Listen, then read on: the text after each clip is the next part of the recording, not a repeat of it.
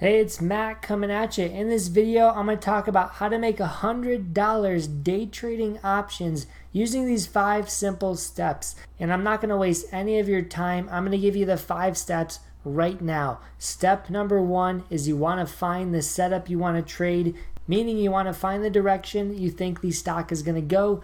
Step number 2, this is where you want to find your exits. You want to find where you're going to take profit first. And step number 3, find where you're going to take your loss. You want to make sure you don't forget this step. You want to know where you have to exit if everything goes poorly. Step number 4 is you want to find your entry point. And lastly, step number 5, execute the trade and don't hesitate. Let me go through those one more time. Step number 1, plan the trade. Find the catalyst that's going to move it in a certain direction. Step number 2, find where it's going to go profit-wise. Where do you think it's going to go? Step number 3, find where it's going to go for a stop loss. Where do you think it's going to go if it goes in the wrong direction? Step number 4, find where you want to enter this trade. Maybe a half position, maybe a full position there. And step number 5, enter with no hesitation. Once you plan the trade, once you know what's going to happen, enter that. Now you're probably wondering about the details about all those 5 steps, and I'm going to do that in depth right now in this video. So please like this video, subscribe to the channel if you want to see those 5 steps. I'll give you 2 seconds to do that.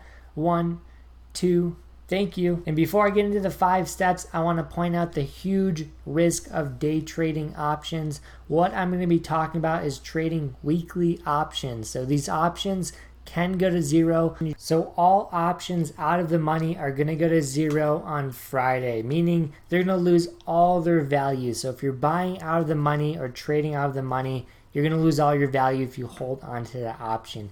Biggest risk trading weekly options. Make sure you're aware of it before you do it.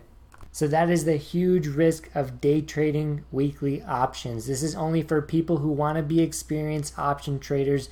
Don't try this if you are just getting into options. Try going long term. And I'm not a financial advisor. This isn't financial advice. Just trying to make you a better trader on my channel. And the last risk I want to warn you about is options are super volatile, especially the week that they're expiring. And that can really hurt your stop loss. So make sure you don't put that stop loss too close to your entry point, or else you're going to be hitting that stop loss almost every trade. So let's get into it right now. What catalyst can we use to get into a trade, and which one should we be looking for? I recently put out a video called the 5 best places to enter a trade. This is really going to help you beginning investors get started. I'll link that to the top right corner, and I'll also talk about those 5 places right now. One of those places could be resistance or support lines, and this is BYND, which sold off from this $200 level today. Another good place to enter a trade is moving average support. As you can see, BYND has been riding this moving average for a while.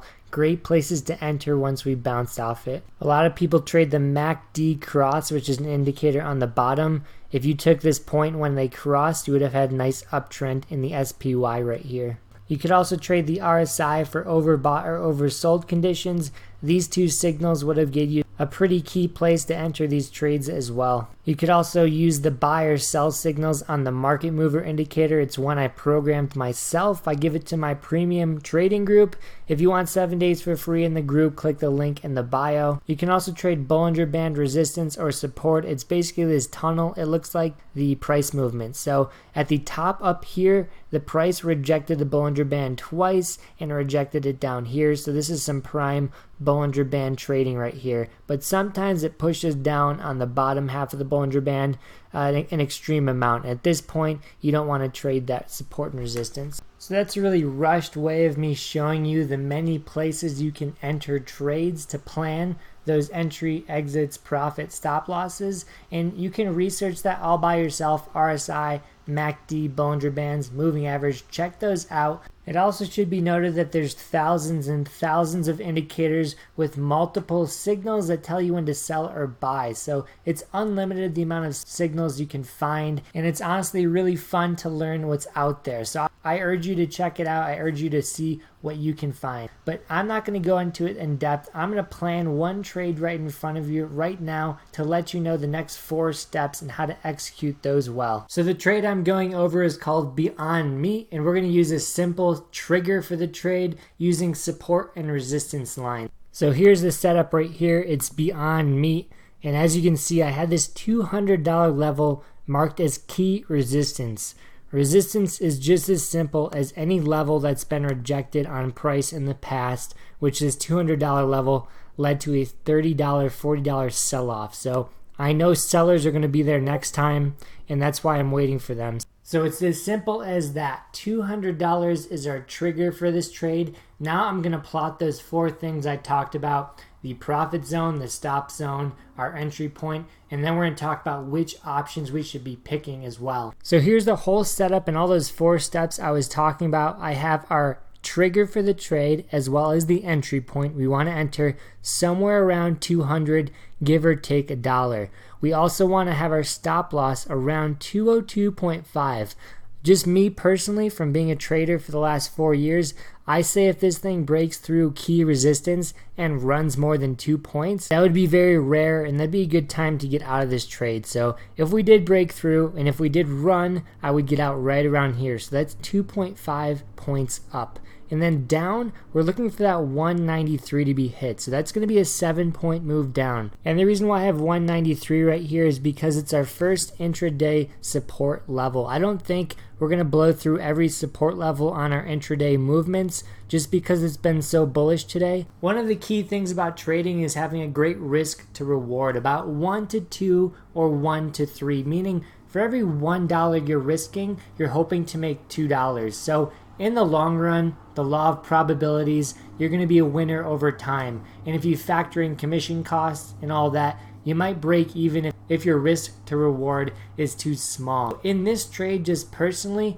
we risked $2.5 up, and we're trying to get a reward of $7 down, which gives us a risk to reward of 1 to 2.8. So right between the sweet zone of what I was telling you about. You want to be able to find that risk to reward of 1 to 2 or 1 to 3. All that really means is if we are wrong about this trade and it hits our stop zone and we lose $2.5, it's not a big deal because maybe in our next setup we make that $7. So if we lose 2.5 in one trade, we make 7 in the next trade, we're still up $4.5.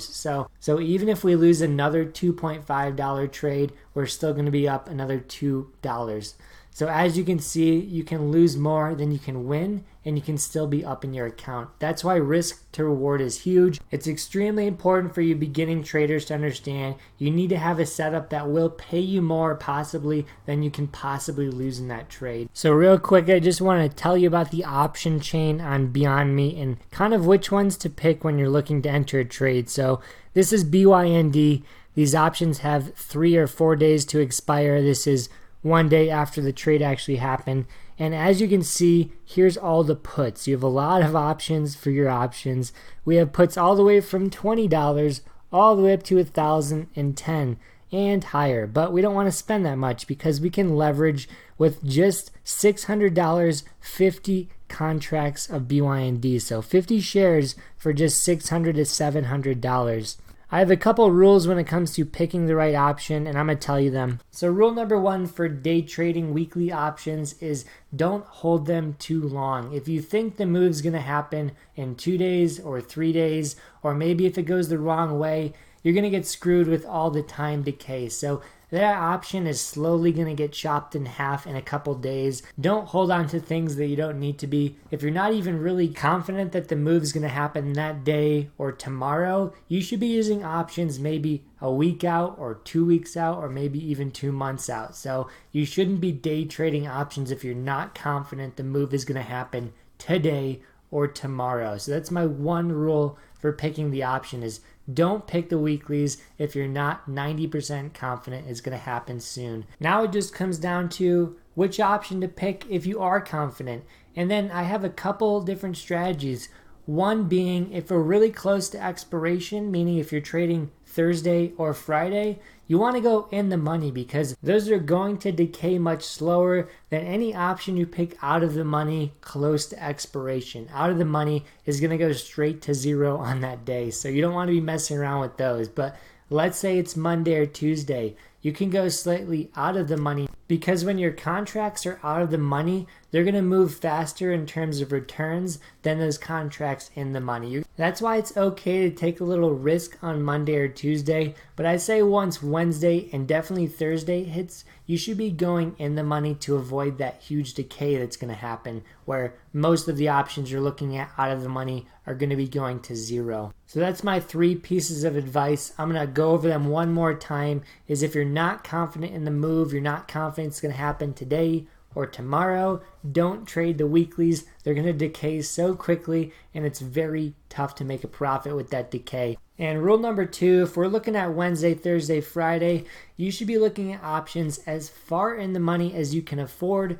Don't overextend yourself. Don't be trading half your bank account on Amazon options on Thursday. That's a terrible idea. I've done it personally. But rule number 3 is if you're on Monday or Tuesday, you can take a little bit more risk because those are going to decay a little bit slower than the other options later in the week. And if you're confident that it's going to move in a certain direction, the gains are going to be greater too. So let's look into this BYND trade. What I'm going to do now is I'm going to play because this price movement has already happened, and we're going to see how this setup works while the price is actually live. So when I play it, you can see that we're at 196 right now, and 200 would be the best place to enter. You can enter at 199, but right there we just got to move to 198.7. So we're getting very, very close to key resistance. And at the max we hit 200.5. So that would be the perfect entry point. Huge selling coming in. You see that big red candlestick? That's a key indicator there that the sellers are there. So another big selling, and then boom, almost at our target right now. We're within $1 from it. Boom, just hit our target. Best place to exit. So here's a chart of the option price I was looking to trade, and as you can see, these red candles right here were when the option was dropping as BYND was going to 200, and as it bottomed right here, the last option you could have bought was worth $640. So if you bought at 200, that would be $640 option. If you sold where we would have sold at 193, 194, that option was worth at the high $890. So you would have made $250 for the 2 hours it took you to trade that stock pullback. So just a recap of that trade, we entered on pretty key resistance. Very simple place to enter a trade, and I also had my profit zone, my stop zone, very simple places too, intraday support and just a little bit above that resistance line. So that worked out. We had a great risk to reward ratio, and we ended up making about 30 to 40% on that option. And I know this video is meant to teach you how to make $100 a day trading weekly options. So now that we made $250, we can take tomorrow off and come back after that. So pretty cool what you can do with the stock market. If you want more videos on how to trade options, please look at them to the right of me. Those are going to be super helpful in your journey learning. And if you want to trade with me personally, 7 days for free, link below that. Peace.